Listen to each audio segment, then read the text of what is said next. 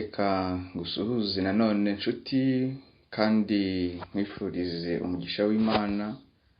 Reka dukomeze gushima Imana ikiturinze mu gihe turi kwiga n'iki gitabo cy'inama ku mirire n'ibyo kurya.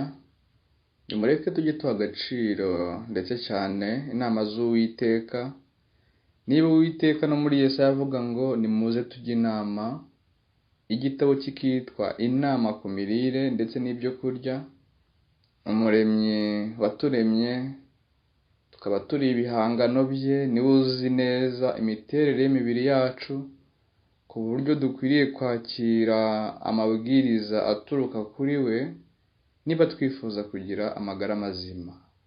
Ibiri hirya y'ibyo ni ubwiyahuzi, kandi nk'uko amagambo tugiye gusoma abivuga, ku bituro by'abantu benshi cyane handikwa amagambo n'abamarayika b'Imana babona akabatera impungenge. Uzirikane ko rero ibyo biba bizatuma umuntu ashyirwa mu rubanza. Reka rero duha agaciro izi nama, icyo Imana ivuga tukigenderemo nk'aho ari itegeko ryayo, mu izina rya Yesu. Tugiye kwiga, turacyari ku gice cya 14, aho uyu munsi tugiye kureba ingingo eshatu. Iya mbere iravuga ngo guteka nabi ni intandaro y'uburwayi. Iya kabiri irakomeye, iravuga ngo amagambo akwiriye kwandikwa ku gituro, mu gihe iya gatatu ivuga ngo abantu bazimiye bitewe no guteka nabi. Ndakurarikira rero gutega amatwi.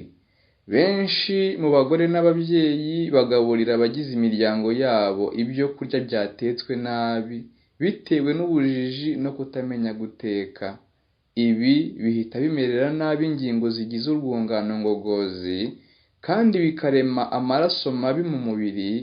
Ingaruka rero ni uko umubiri ugaragaza ubwiyabire bitewe na za mikorobi zibwinjiyemo, bikaba byakururirwa n'uburwayi ndetse rimwe na rimwe bigatera urupfu.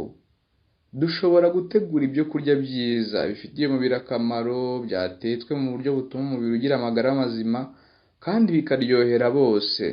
Ni ikintu cy'ingenzi cyane kumenya guteka neza. Guteka nabi biteza umubiri indwara no kumererwa nabi. Imikorere y'umubiri irabangamirwa, n'umuntu ntabashe gushishoza ngo amenye ibya mwuka. Mu murimo wo guteka neza harimo ibiyobokamana byinshi ku buryo mudatekereza. Iyo nabaga ntari mu rugo mu gihe runaka, namenyaga ko umugati bazanye ku meza kimwe n'ibindi byo kurya hafi ya byose bishobora kumerera nabi, ariko nabonaga ko nkwiriye kuryaho duke kugira ngo ubuzima bubashe gukomeza. Ni icyaha imbere y'Imana gutegura ibyo kurya nk'ibyo ngibyo. Ni ayahe magambo yandikwa ku gituro? Ibyo kurya bidakwiriye ni akagingo ka 385. Ibyo kurya bidakwiriye kandi bitetswe nabi bihumanya amaraso kandi bigaca intege ingingo zirema amaraso. Byangiza imikorere y'umubiri kandi bigateza indwara, kuko bigendana n'uburibwe bw'imyakura no kugubwa nabi ku mubiri. Abahitanwa n'imitekere mibi babarirwa mu bihumbi n'ibihumbi. Ku bituro byinshi hakwiriye kwandikwa ngo yazize ibyatetswe nabi cyangwa yishwe no kwangiza igifu. Ngayo amagambo yandikwa ku gituro. Rero nshuti, hari n'abantu bazimiye bitewe no guteka nabi. Abantu bateka ibyo kurya bafite inshingano yera yo kumenya uburyo bwo gutegura no guteka ibyo kurya bituma umubiri ugira amagara mazima. Abantu benshi barapfa kubw'ingaruka yo guteka nabi. Guteka umugati mwiza bisaba gutekereza no kwigengesera. Nyamara guteka umugati mwiza bikubiyemo iby'iyobokamana cyane kurusha uko benshi babyibwira. Mu kuri hariho abantu bake bazi guteka neza, Abakobwa bibwira ko umurimo wo guteka n'indi mirimo yo mu rugo ari imirimo y'abakozi bo mu rugo.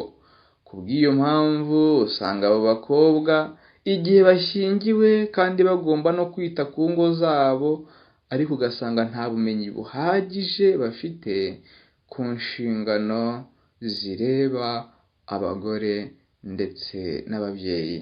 Rero nimureke nk'abakristo ibi tubyumvire ku murongo wabyo, kandi iyo Imana itanze amahirwe kugira ngo ibintu bimenye, nta rundi rwitwazo.